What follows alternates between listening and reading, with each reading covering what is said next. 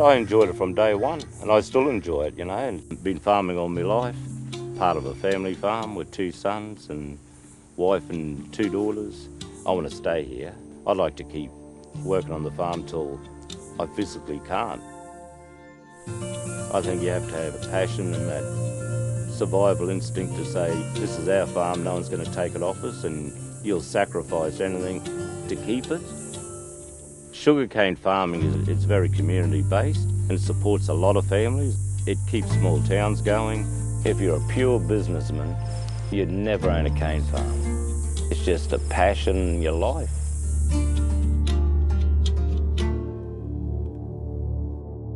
The problem never started off as a problem we thought that there was. We were told about the problem. That reef is it's a nice piece of work out there, and no one wants to see it destroyed.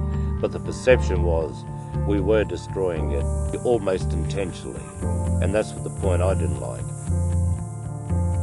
It was high rainfall events, washing nutrients and chemicals, and rather than stay on the farm, we're leaving it via the water and ending up in creeks and then out into the ocean. If stuff that runs off our farm is affecting the reef, we need to do what we can to reduce it. And that's the idea of the group, to get proactive and show what can be done, and hopefully that'll lead to change within the industry.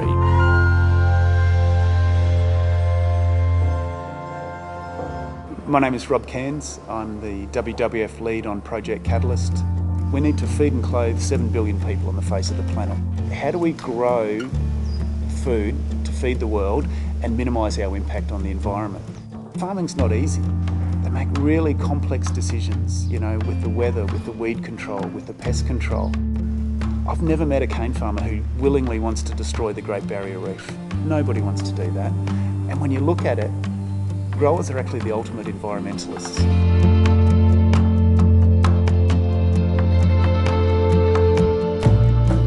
There's no point when we go broke and lose our farm. That's not a good outcome. That's not a good outcome for anybody. And we've got no desire to push practices that send people broke.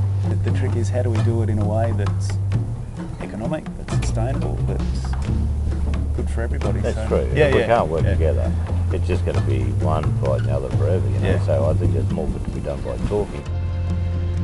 People like Jerry really inspire me. They make me believe that we can save the Great Barrier Reef. There's actually no driver for Jerry to get involved in this. There's no premium for his product at the end of the day. He does it because he thinks that it's good for his farm. He does it because he thinks it's good for his family. And he does it because he thinks it's good for the environment as well. I'm Michelle Allen and I manage Project Catalyst for Coca-Cola. I think one of my favourite things about this project is that the growers lead it, and we're providing the financial support for them to speed the adoption of innovative practices, but they're the ones that are coming up with the ideas, they're the ones that are leading the project, and that is something very special. Yeah, Coca-Cola's obviously got a real interest obviously in sugarcane as a raw product, but also because I've got this global desire to replenish.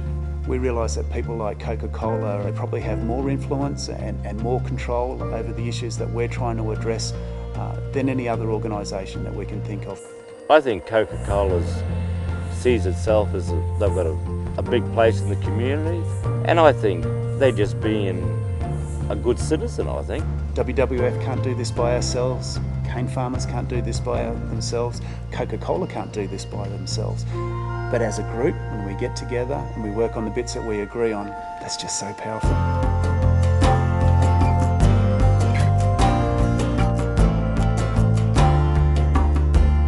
I've been involved in a lot of programs. This is honestly one of the ones that I think is going to be game-changing. When I'm 80 years old and sitting on a veranda thinking, what did I do good in my life?